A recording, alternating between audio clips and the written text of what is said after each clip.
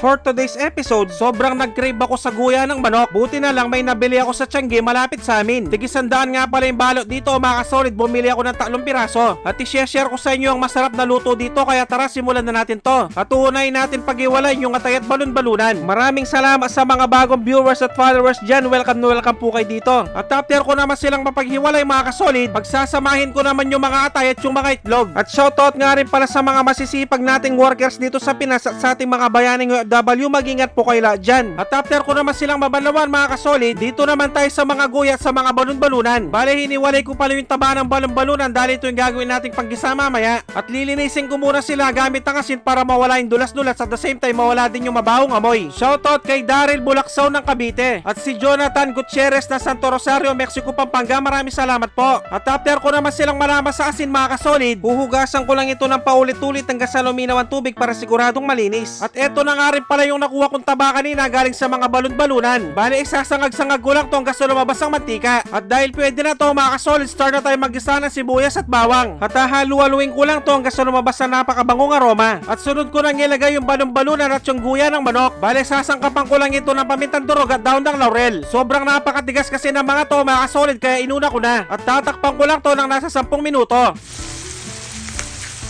At fast forward tayo mga kasolid dahil ganyan ang itsura niya. Grabe, napakabango. Sunod ko nang ilagay yung mga atay at yung mga itlog. Bale, sasangkapan ko lang ito ng toyo. At kung umabot na kayo sa part ng episode na to mga kasolid, pwedeng paki-comment naman kung tagasan ka para malaman ko kung saan umabot ang video to. Maraming salamat. At sunod ko na itong lagyan ng suka at hindi ko muna haluin hanggang sa kumulo. Shoutout kay Nilo Edula ng Iloilo. At eto nga rin pala yung pantutubig natin dito mga kasolid. Lalagyan natin ito ng isang boteng Sprite at tatakpan ko lang to hanggang sa lumambot. At nang lumambot na mga kasolid, halu-haluin ko lang to hanggang sa medyo maridos ang sabaw. At dahil luto na ang aking napakasarap at napakasolid na adobong toyo guya ng manok, magpi-plating na tayo. At pag-rate naman 1 to 10 ang recipe natin ngayon mga kasolid, maraming salamat. At syempre, dito na tayo sa pinaka-exciting part, ang tikiman time, yun no? Kakamain ko na, total ako lang din naman manguubos nito. Kain po tayo mga kasolid. Sus Mariosep, kanyama na po. Grabe, napakasarap talaga pag ganito ang ulam. At itry naman natin yung napakalambot na guya ng manok, yun no? Sa mga nagtatanong nga pala mga kasolid kung ano ang guya ng manok, ito nga pala yung pinakamatris niya kung saan nabubuo yung mga itlog. Kaya sobrang napakalinamnam nito at napakalasa. At bibigyan ko na kayo ng pangmalakasang perfect bite para dito. Yung kukuha ka ng atay tapos lalagyan mo na sili mga tampo.